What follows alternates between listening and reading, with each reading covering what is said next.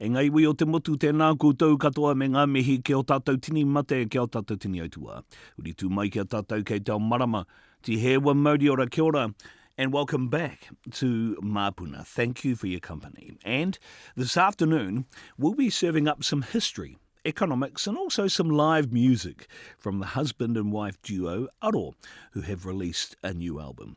But before we hear from them, we're going to delve into decolonising the economy with Ngai Tahu academic Matthew Scobie. He's co-written a new book with Anna Sturman from the University of Sydney called The Economic Possibilities of Decolonisation, in which they write, the future of Aotearoa depends on how Māori engage with capitalism. Matthew Scobie joins me now. E te hoa, Matthew, tēnā koe. Tēnā koe, Julian. It's very humbling to be here with you today. Thank you so much for talking to us. I really appreciate you taking the time. And really appreciate the work, actually. I've had a good read, and it's kind of my jam, so I hope you don't mind if I get a bit geeky, and we can get into it, because I think that you raise some interesting points in the book which I'd like to explore. But if we can start by setting the historical context, because the relationship between Māori and capitalism is probably not one that is well understood in the historical context, and I wondered if you could start there and paint that for us.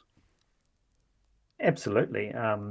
So first of all, I'd just love to acknowledge Anna Sturman, who you mentioned in the intro. We've only met in the last few years, but it's been a relatively life-changing friendship, and I've learned heaps from her. She's a force to be reckoned with, and I hope I can channel some of that force today, particularly in terms of the historical, political, economy aspects. So just to kick off, first of all, it's clear to us and anyone who's noticed that Māori had a fairly sophisticated set of economic arrangements prior to contact and prior to colonization. We want to distinguish between contact and colonization because they're not the same thing. Colonization is not inevitable because of contact. And Māori had their own ways of exchanging goods and services, taonga. They had their own forms of labour, largely around mahi. They had their own systems of kind of distribution, resource rights, all of those kind of things, right? And it was fairly complex. And this has been simplified in a lot of what's the word? It's been simplified since in its kind of how it's constructed. When Māori made contact with Europeans, they were then engaged with this kind of global economy, which was not really yet what we'd call capitalist. It was more kind of mercantilist, so buying things in one place and selling them in another, or stealing things in one place and selling them in another. But they engaged in that economy largely on their own terms. It's a really interesting period of time between kind of contact throughout the 19th century. And that's where I come, for example, right? So my British ancestor came to be a whaler in the southern regions of Aotearoa, married a Ngai Tahu woman named Pōteti, and I come from that kind of connection. That was an intimate relationship, but it was also an economic relationship. So that period of time is really interesting for us, leading right up to Te Tiriti and for some time after, because it shows the possibilities of what the economy could have looked like if Te Tiriti was honoured, or if the systematic kind of dismantling of Māori economies didn't happen. And so then we have this fellow Wakefield, who a lot of people have drawn attention to. In particular, a book came out last year, or maybe at the end of the year before that, by an author called Catherine Coman, called The Financial Colonisation of Aotearoa. And she draws attention to Wakefield and the New Zealand Company.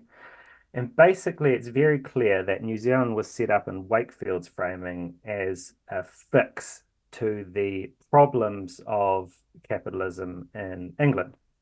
And those problems were that, there'd been a whole lot of people moved off their lands over there and kind of forced into cities to work in factories. There was then kind of economic downturns. There was a surplus of labor. Think about potential revolutions, right? They were getting angry. They were all together. They were organizing. Revolution was kind of in the air. But there was also a surplus of capital. There was nowhere else to invest. And so New Zealand was a place to send both this surplus labor and this surplus capital. And this surplus labor, this is people we're talking about, right? Yep. People who are unhappy in their own conditions. Yeah. And so that was a fix. That's what Wakefield set us up as. And although there is this kind of challenging relationship between the New Zealand company and the British Crown and the New Zealand settler government, eventually these interests, by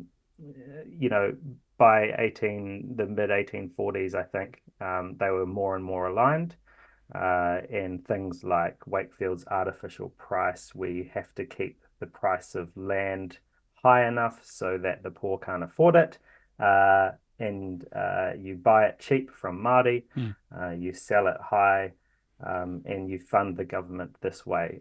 That certainly aligned the ideas of Wakefield and the government later on.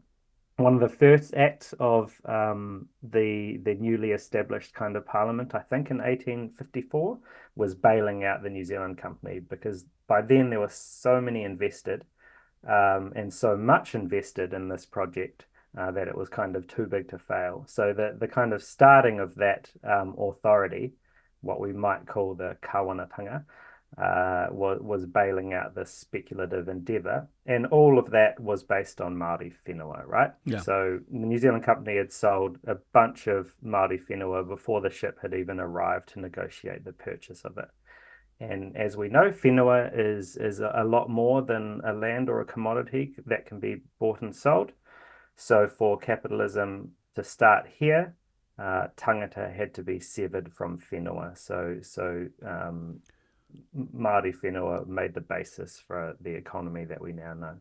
But as you say in the book, it wasn't just disposition of land, but there were other issues, including the limited scope Māori had to be a part of a capitalist environment that also affected and still affects Māori today. Because yes, disposition of land was a major issue, but it's also the limited opportunities Māori had to be able to work in a capitalist environment, which also forms, I guess, another kind of disposition, which still affects us now, doesn't it? Absolutely, yeah. So this was the kind of genesis moment, and particularly for mai iwi, Ngai Tahu, is the preemption, right? And disposition of land through that. Then there were the wars and the raupatu, and the individualization of title through the native land court and fees and surveys and things like that. So that's the genesis moment. But then for a long time after that, there was just gradual kind of, sometimes rapid, sometimes gradual chipping away of Māori economic possibility. And that's both our ability to engage in the kind of growing capitalist economy, as well as the ability to engage in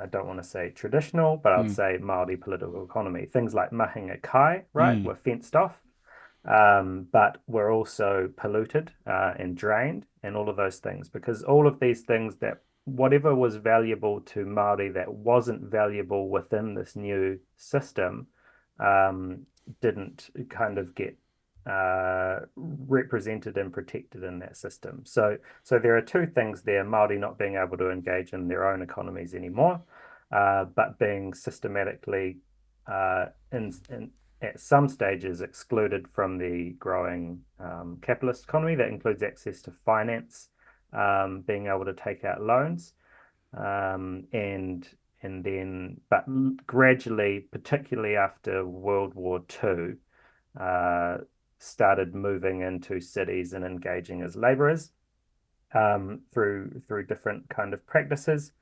And then later, when neoliberalism kicked in, Māori were hit extra hard by that as well, because of the particular industries that were hit through those new policy changes. The argument that people make Matthew, and I just wanted to explore this, if you don't mind, with you, is because of the possibilities that have been accrued since treaty settlements. Let's use the Ngai Tahu example. The way that Ngai Tahu has been so successful in its business operations, and many would say as a result of the fact that it was able to not only settle, but also the settlement that it achieved, and therefore the opportunity it gave Ngai Tahu to be able to be a participant in business, not just within Te Waiponamu either, but nationally and internationally, if you take into account things like seafood, that the opportunities exist for Māori to be full participants in a capitalist society and also to be successful in the New Zealand economy and with capitalism.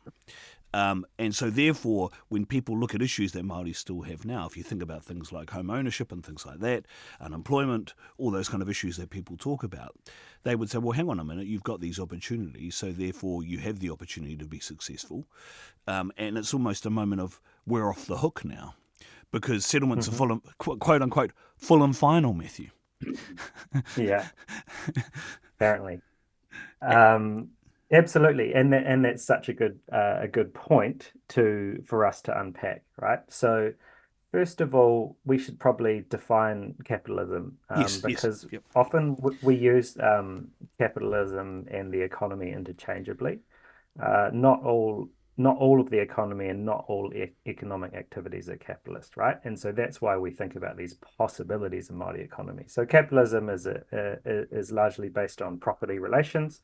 So some people own things, others own nothing other than their time, and they have to sell their time to those who own things. That's that capitalist social relation. Then you have markets, right? So you have to sell things on markets. That creates competition. Competition creates this kind of dynamism and innovation, but it creates problems as well. And then we have kind of this winner takes all approach, and that brings about monopolies, and then monopolies aren't in competition, and then they have a lot of power. So that's a very, very brief overview on what's had thousands of books written about it. And so, yes, treaty settlements have given cash and land and other things, and we'll talk about those other things because I see them as more important, to post-settlement governance entities. And these post-settlement governance entities have been able to engage in capitalist practices. Some of them have been very successful. And this idea of success, I think we could question that because we're using particular criteria from a particular cultural but economic system to define what success is. But if we talk about growing asset bases, absolutely.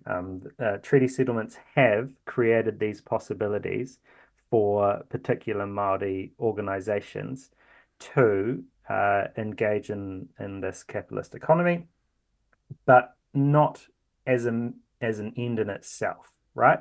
I have a lot of time for post-settlement governance entities, more than a lot of people kind of on the same political spectrum as me, because these have created possibilities within the system, against the system, and beyond it. And I think we need to take those possibilities seriously because we have to work with where we are.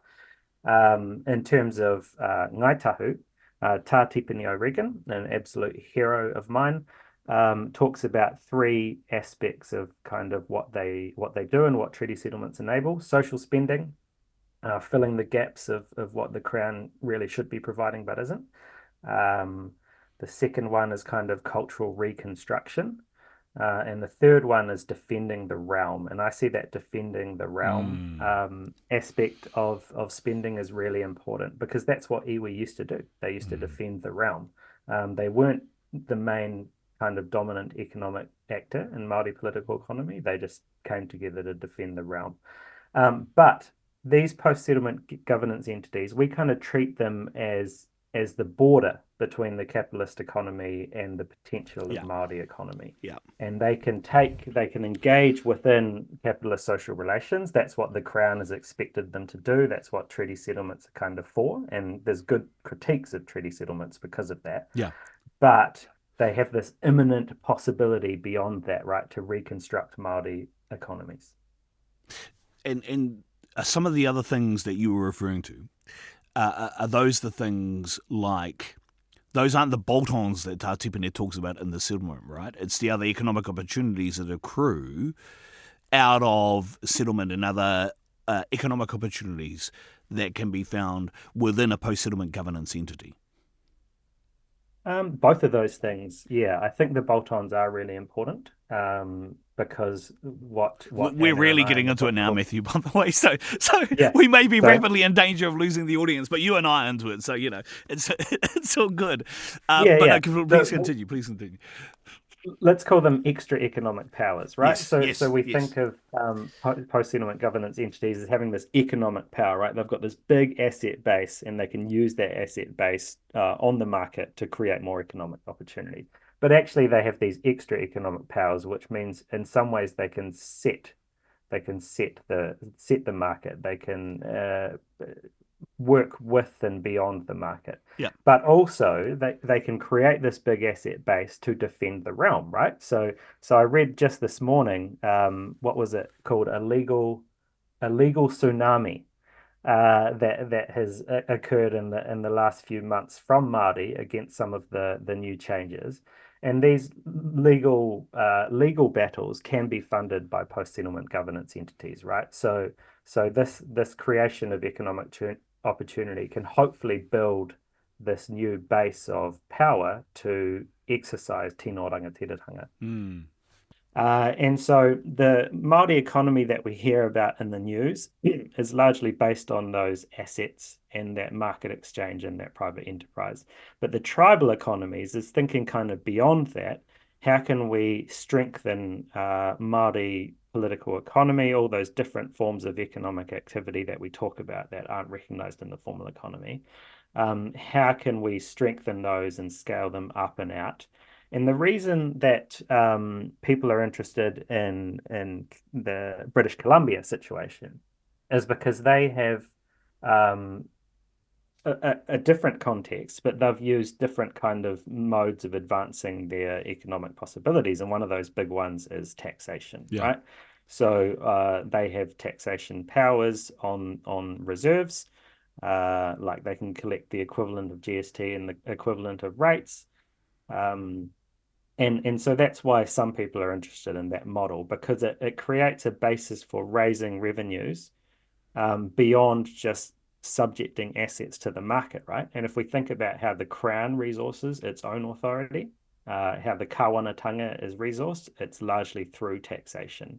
So if we want to have this partnership, this kind of matike mai spheres of influence, where you have a rangatiratanga sphere, a kawanatanga sphere, and a joint or a relational sphere of influence, then those spheres are resourced very unequally, right? Mm.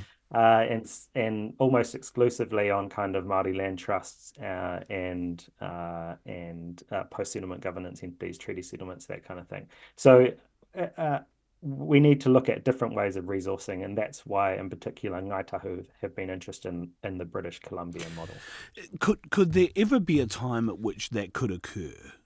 Because I think we're talking, it requires some form of federal authority, doesn't it, Matthew, for that to happen, which enables this kind of bungee economics, which is the term that people talk about a lot when they're talking about this.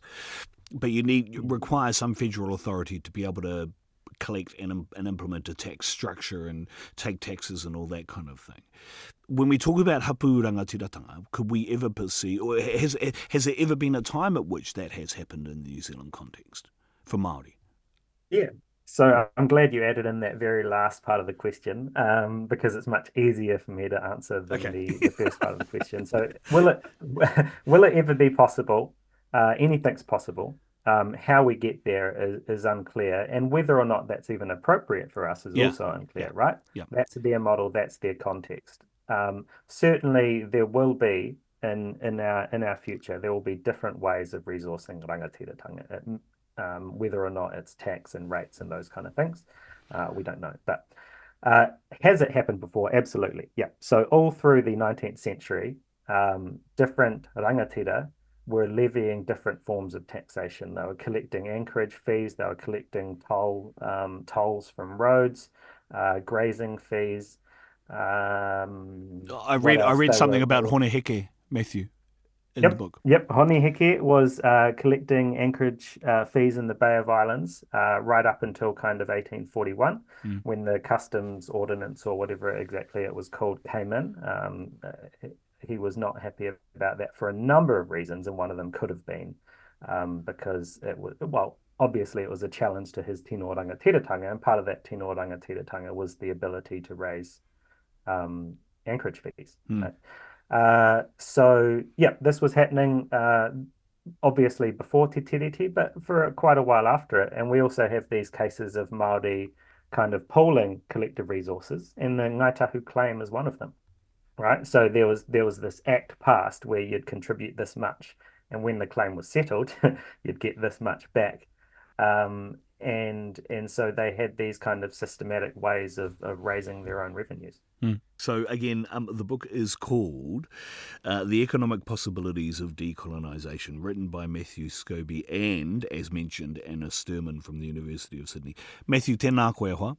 Kia kahi roto ngā mahi. Thank you very much for talking to us. I really appreciate the time you've given us. Thank you so much for having me. I appreciate it too.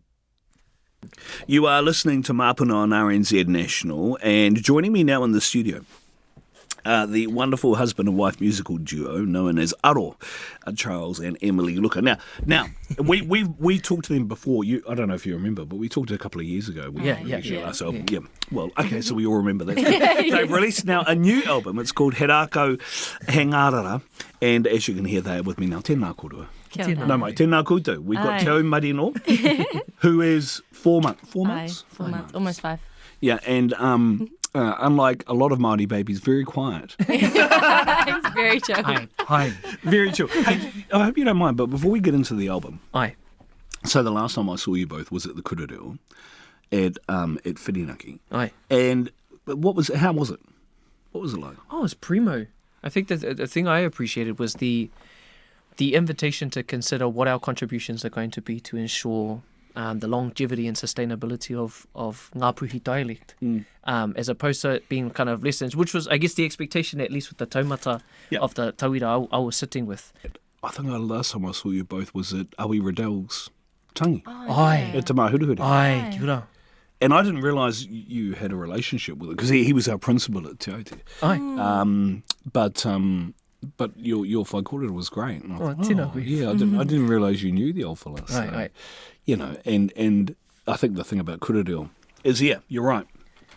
It makes you think about what your contribution back to community is going to be. Aye. It also, I think it kind of imbues you with a sense of responsibility too, right? Aye. Which is, I don't know, sometimes that can be a bit of a pressure and a burden on one's shoulders. But, you know, the responsibility of doing things in te reo, like you both do, like you all do. What's that like? Do you feel that sense of weight of responsibility of having to do things in te reo for contribution to revitalisation of te reo? Or is this is just an extension of what you normally do anyway? I think it started with, it felt natural to do. But I think for me, in your part-time and some of the kōrero you've already mentioned, e hara taku toa I te tuatakitahi, engari he tuatakitini. So I think whenever we're around a community that's also about the same kaupapa, it doesn't feel like a heavy pressure. It feels kind of exciting. True. Yeah, to be a part of a movement. Peheo whakaro, what do you reckon? Well, as Pākehā myself, I feel very honoured to be able to be learning the language and singing Waiata Reo Māori. You know, along with a nation that's all, hopefully everyone's starting to to get on the waka, you know, by now. But yeah, it's beautiful. And it was beautiful being up at the kurereo as mama with our two tamariki while Charles got to soak it all up. It's incredible being in spaces like that where, you know, that's the norm. Everyone's just kōrero Māori. It's beautiful. There were a few tamariki around when I was there. Yes. But Olive loved it. Yeah, absolutely. So let's come to the album then, and because the last time we talked about an album that you'd done at that stage. What motivated this one? He Rakau and He Ngarara. No, but in terms of the series of our projects, there's a deliberate plan. I think we may have, I can't remember if we mentioned this last time we had a uiui, but Dr. Ihirangi Heke, we were present when he was talking about the tohu of our taiao. Oh, yeah. And so Manu was one, and so we released we were already writing an album when we found this out, and then he went to list other tohu, and so tama, and so our plan, I guess, was to see if we could do an album for each of those tohu. And so we've now arrived to He Rakau he Ngarara. So many Ngarara in Aotearoa and so many Rakau. Which ones do you go with? And which is the trees and the insects, reptiles. Yeah. If we haven't mentioned that. And how did we narrow that down then? So the story of Mahuika and when Maui had taken all of the fingernails of fire off her ahi, the final throw, I guess, when she got really furious with him was the trees that set alight and can carry the flame, carry the fire, were the rako that we ended up writing about. Yeah. That was kind of how we whittled it down to choose, because there's so many beautiful rako in Aotearoa. So, yeah. And then they were all connected through, so we linked up with different whanaunga of Charles's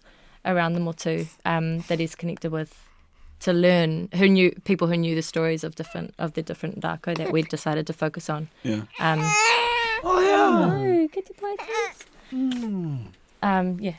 Yeah. And so thank you. Mama's got a feed. Thank you. And so we very privileged to get time with possibly some of like the busiest people and the iwi I come from. And just have a kōrero about who are we talking about? For Moko Moko and Mahoi Patate, which is a song we just released actually, was with Paora Puru. Oh, yeah. Yep. So Māngai mo Ngāti Te Ata Waiohua. And Mahoi and Patate is inspired by a tongikura of Kingi Tawhia Ai. Te pau o te whare i hanga aia. E kingi me te iwi whānui o Waikato Tainui. Kōna pau he Mahoi he Patate. And we can get into that, but just like broadly, Paora Puru was one of them. Kapuau Kona. Yes. So we had kōrero around our Kaikomaku. That's his relation. Hey! We actually got to try and start a fire with him. Kaikomaku. It was Kaiko and Mahui. Yeah. It was pretty cool. Just side note, whānau. So it's not just like myths, mythology that kind of where these kōrero come from. Any of the rako we've written about can start a fire. So there's truth in that kōrero, and those kōrero tukuiho. Yeah. And one of them being Kaikomaku, Mahoi, Patate. Noisy fella. Damon Litai, Ngāti Mutuka. Oh, yes. Yeah. Down there in Taranaki, te Aotearoa Nui Tonu. That was kōrero around, really just around my whakapapa and learning about Te Hekinga Mairaro, the great migration of the Te Aotearoa people all the way to the top of the South Island. For Pukatea and Tātarakihi. Oh, yeah. Tātarakihi, Te kupu tūpuna for kids, because they're noisy in the summer. And and so the song tries to capture that. Hika, what's the other ones? I can't remember what the last songs are even. Oh, he's talking to the manager, by the way. Manager, take over. Tōtara. Zane That's wedding. That's right, Zane wedding. Yeah, ona whakapapa he Ngāti Kuri Hoki, but his whakapapa is actually from his tūpuna whaia. I can't remember her name, Aroha mai whanaunga. But she was protected from Rako, and Zane Wedding happens to be, if people don't know who he is, he's the guy who lived in the trees in West Auckland, so that they wouldn't chop them down. And so we got to meet up with him through honanga, through M's mum. They were doing in the same reo course, yeah. And we had a kōrero about tōtara and why tōtara is why is that the tree that we reference as Māori to be a person of great significance. Yeah, so nui te wānanga ki aia, and we had that kōrero at Tōtara Park. It's really interesting you're talking about this, because I was at a hui a couple of weeks ago, and the keynote speaker was talking about kupu whakarite. Oh, kia ora. And birds and trees. Yeah. And then his ultimate challenge was, and he started asking us all these kupu whakarite, metaphors and similes and things like that. And said, okay, and what are some? And we started mentioning them. And we came up with about 100. And then he said, right, of all those rako that you've just mentioned, how many of you can tell that's a kaikatea, that's a tuta, that's a patate, that's a mahua. Yeah. And all of a sudden the hands started coming down. So, and it's interesting, right? Because I think this is what happens when you start writing about these things. It spurs in people the motivation to go, well, I need to go learn a bit more about this stuff. How do I know what's what? And there's apps that can help. But just getting back into taiao, which is people that I hang out with, they talk about this all the time. That ultimate kind of connection, which is really important. Yeah. There's no question on that. I just thought I'd... No, tēnā koe. And I think with all of this, because we've had, 3 or 4 projects now, and so he mātauranga, you know, we've got all these stories, and we're always looking for what the point of reciprocity is for, you know, for, we were just having a yarn about this actually, for our hapu and for the hapori that contribute to our songwriting process. And so we're actually currently looking at trying to figure out how we can collaborate with my iwi to set up a show down, or down or up, wherever. Yeah, and all the regions that and we've all been the different regions that doing have the research. Yeah, kia ora. And so, there's definitely a focus. Koenei ahakoa koenei ngā kupu o te waiata. Like we speak. Sounds like we talk a big game, but we do our best to make sure there's hands and feet to that game as well. I think it's authenticity, right? Kia ora. Like, lots of people can write about this stuff, but are they authentically interested or motivated or inspired or know it? You know, or know it. Who's the songwriter, by the way? Both. Really? Yeah, definitely. How does it work? How would you always describe the different. process? It's always different. Yeah, it is actually. Like one of the waiata we're going to share today, or the waiata, maybe the kai komako. It started when we kind of had the kōrero with Kapua and learnt about the story behind. Oh, are you alright, little guy? He's a bit unsettled. Yeah, the story about Mahuika. What's the daughter's name again? Hene kai komako. No, hene kai komako's the mum. The mum, that's right. Yeah. But it was around the mother's love for her daughter after Mahuika set the world on fire, coming back to the mum who was just like, open arms. It's all right, you know. You may have just blasted the whole world with your flames, but I still love you. Unconditional love. It was about that. So, and I'd been humming a melody to our daughter Olive at night time, helping her go to sleep, and that ended up being the melody that we used to start this waiata. When we kind of learnt about the story behind it, we were like, oh, that'd be like, I was like, oh, I know what melody we should use because it makes sense, you know.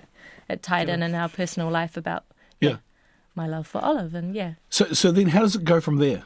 From there, actually this whole song we wrote on the way back from a wedding in Gisborne. It was our in the car. We were away. Olive actually had her first ever night away from both of us, and staying with my parents for the night. And we drove down to Gisborne for a friend's wedding. And on the way home, I think we'd been talking about it on the way down. On the way home, Charles was sitting in the passenger seat with the guitar out the window, and coming up with some chords to kind of pair with this melody that I had, and with the whakaro that we'd heard from Kapua and this whole story. So that's kind of how it started. And literally that drive, we wrote the song. That's how that one happened. Yeah. So it was a mixture of melodies coming together, chords and all, and then it just exploded into a little song. And then it kind of kept evolving, I think, when we went into the studio with Vivette Gabrielle, who produced the whole album. Often we'd be like, oh, we've got our next song. Like, we were like, we're coming into the studio on Friday, we've got our next song ready. We laid down the track, you know, the simple version of it, which is the acoustic version, and then we'd kind of start to flesh it out and think about what songs we wanted. I was like, oh, we need a string section in there, so I wrote some parts for the strings, and we had, who did we have on this one? Chip. Yeah, Chip Matthews. Chip Matthews, I think. Jin. Yeah, Jin. Strings player. Oh, man. We had some epic musicians on this album. The reason why I'm interested is, you know, people like me with little to variably no musical talent. So when I hear you say things like, oh, you know, we wrote down the string section. And the way it's all in my head. I can't play strings or anything. I literally get my laptop out and plug, you know, just through my little headphones and sing the melodies. I love harmonies. Like, that's my thing. If I could choose one thing to be obsessed with in music, well, that's what it is. Yeah. But just like layering it all down, and then I'd be in the studio with Jin going, cool, the next line's da da da da da da, you know. And thankfully she was like, she was happy to work like that as well, because I hadn't transcribed it or anything, which would take me a whole lot of time, to be honest. So is it violin or cello? Or it was violin. Yeah. And so literally you've got a violinist sitting in the studio. Yeah. And I'd sent her my little demo with all my voices playing the parts. Right. And then she, when she came in, she's like, just sing me sing me the lines and then I'll play them back. And that's how it happened. Yeah. I was like, do you want me to try and transcribe it? And she was like, no, we'll just do like, you just sing it to me and I'll play it back. So it was You realise that's hard case, eh? Like, you know, it's the just way how that it works for us. Yeah, I don't really know who do I. Kupa, burp. Kupa. Well, quite to kupa ngāpui. You can hear all the audience is turned off now. They're going, it's one of those ngāpui things. Kupa. My very little understanding of how recording sessions go is that's not normal, or is it? I don't know. Oh well, I think we just go in with an idea, and thankfully we know enough people. Yeah. Who know enough people. Yeah. To help us make well, that. even like with the bass and stuff, like Chip Matthews, bloody hell, he's the man. He would, went into the studio with what we'd done so far on our album, and we'd send through the little chord charts that how the song moves, but then he'd just lay down these freaking insane bass lines. Yeah, wow. And then when we hear it back, we're just like frothing in the studio, like, what the heck is this our song? Like, so how long were you in the studio for? It was kind of over about 6 months of last year, maybe a bit less. Yeah, and 5 months. it wasn't every day. No. We were still holding down. It was pretty much Fridays in the studio, occasional weekends.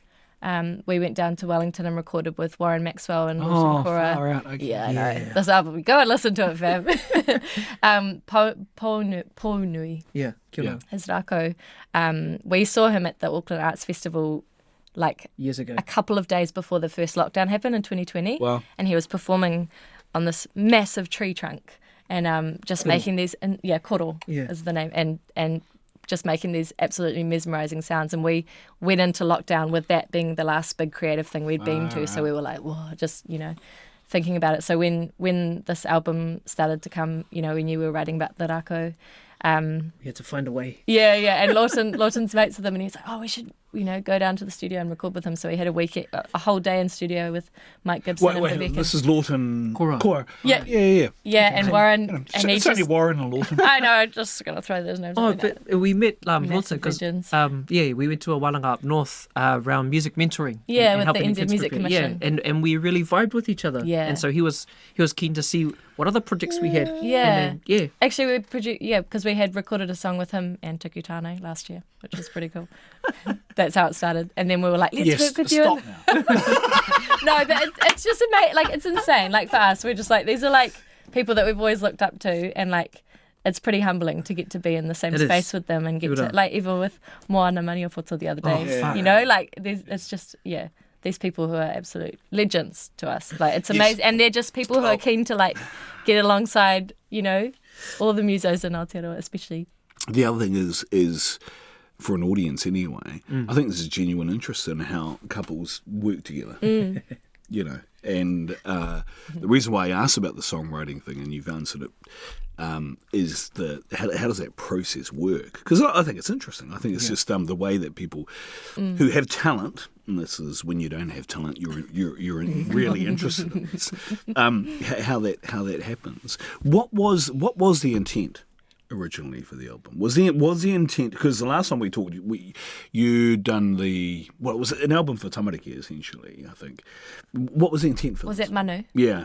Well, actually, it wasn't an album for tamariki. Oh, okay. No, but not even. And this is an interesting. It's interesting because in our kaupapa. We actually recorded that album with Vivek as well, and his daughter was about 3 at the time, and when he'd take the songs home and sit with them overnight, sometime I think it was towards the end of the album, his daughter was just dancing like crazy to like some of the waiata in particular. That's what I thought it was. Yeah, it's become we didn't realise we were writing songs that were going to be kids, for kids, but they've become whānau. Oh, that's interesting. Yeah. It just kind of is a part of it that just kind of happened as we went. Yeah, and so I'm reminded the thing tēnā koe tama. The thing I talk about is George MacDonald, who's a fantasy writer, and apparently who Tolkien and them used to look up to, C.S. Lewis.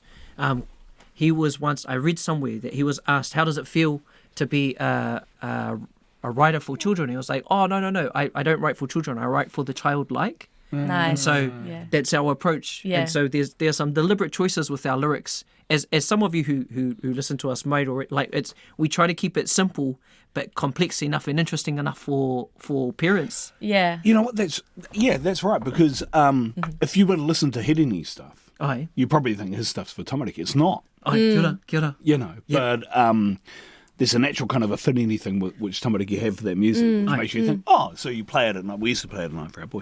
Play the music, listen to the kōrero and all that kind of thing, and go, oh yeah, and you naturally assume it's a tamariki album. It's not. Yeah. It's actually an educational album. Yeah, true. You're teaching taiao. Ai, kia ora. Yeah, and it's been pretty cool. Like when we have done, because we've done a few gigs and stuff that have been in spaces more for tamariki, and we do workshops in schools and stuff. But quite often we get parents coming up to us being like, I really enjoyed that as a parent. And we're like, well, good, because it was written, it is whānau music. Yeah. And so I think the intention, going back to that pātai, the intention for this one was really to, I puta mai te wero I Lawton, kia maua, it's like, what is the voice of Aro? What do you guys actually sound like? Because we've done cross-genre stuff, but he's like, what is your reo though? What is your tangi? What is your oro? And so this album is our attempt at trying to hone that, while maintaining, ko te kaupapa nui o Aro is to celebrate our unique cultural identity. Especially for I think the name even Aro came out of unfortunately being at a tangi for one of my whanaunga who was way younger than I am, and then learning about, I guess, the identity crisis in that sense, and that. Yeah. Well, what I would hope though is that because I find, particularly given our current political climate, it's about trying to put things in a box. When it comes to, this is the wrong way of putting this, our stuff. Aye. You know, they're trying to put things into a box so it's much more understandable and therefore much more limited. Right. So I hope that's not what's happening, because you're multi-genre. Aye. And it feels like to me that you're still kind of in the explorative phase about what it is to be Aro. So your creative kind of manifestation of what you're talking about is lots of different places, which I actually think is not a bad thing. Aye, tēnā koe. Yeah. And if you know, and if that's a lifelong thing, that's fine. I think it will always be evolving, eh? Yeah. I mean, this album's the first time we delved into a bit of country and a bit of, what else is there? There's like Namipoto. I don't even know how to explain that one. Yeah, interesting.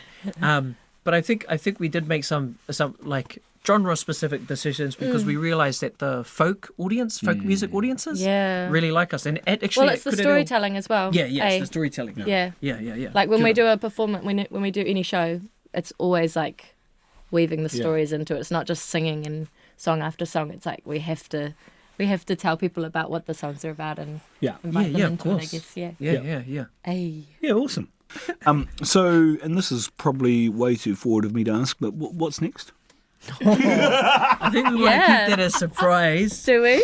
Oh, okay, yeah, fair enough. I think so. It's the big one. It's like the last tohu on our list that we learnt from Dr. Hirangi Heke's session. Yeah, our next big project. Yeah. And as part of this 5-piece. But if you follow if you want to reorganise the order, I guess, of our projects, we have our Rakau and our Ngarara. I know we start with our Hewai. Our kaitiaki of the moana. Yeah, Hewai. There's Ika, then there's Rakau and Ngarara, and then there's Manu. So if you follow that progression, hopefully you see where naturally the going. Next tohu will be. Yeah. I think I know where we will. Yeah, but we'll be touring the album later this year. Having had our pepe in January, we thought we'll just let the album sit out there for a little while, and then after Matariki, we'll get out there. Do some shows again and festivals next summer. So, in terms of what we're up to. Yeah, and we're really looking another branch of Aro that we want to explore. Stuck. Is now that we have all these pūrākau, how do we make it accessible to all our tamariki mokopuna, and in a way that feels exciting to them, and perhaps I think we've been in different chats now where it almost takes them back to the taiao if they're already there, but re-engage and make that connection through these stories and through these waiata. Yeah. So we're looking at different ways, whānau, for those who might be interested. Yes. Go. There'll be a few of them, don't worry. Trust me, there's people interested. Tēnā kōrero. Tēnā kōrero I a tātou kōrero. Wish you all the best for the tour at the end of the year. Maybe end up in Taranaki around late February during Matatini. Oh, okay. We'll be there. All right, we're coming to Matatini. It's hard to get accommodation. I know. Lucky you've got whānau there. Yeah. I wonder if my tenuous rāhiri link to Taranaki will get me accommodation somewhere. Yes. Possibly in Waitara somewhere. Who knows? Ngari tēnā kōrero. Koutou. Ko te mariro. Kia ora. Tēnā koutou I tāmai. Thank you so much for joining us. Really appreciate you just engaging and having the kōrero. Yeah. Wish you all the best. We are going to hear a song from Aro to close out the show. Engari mihi ana kia koutou katoa. Thanks to our guests today on Māpuna. We have much more next week. Also thanks to Hamish and our producer Tama of the show. E kia ana te kōrero, ko te toka i Ākiha, he toka whitianga rā, ko te toka i Māpuna, ko tāwe ki te ai, ko te rupokau. Te hewa mauri ora, kia tātou katoa, and we end the show with Aro and Kai Komako.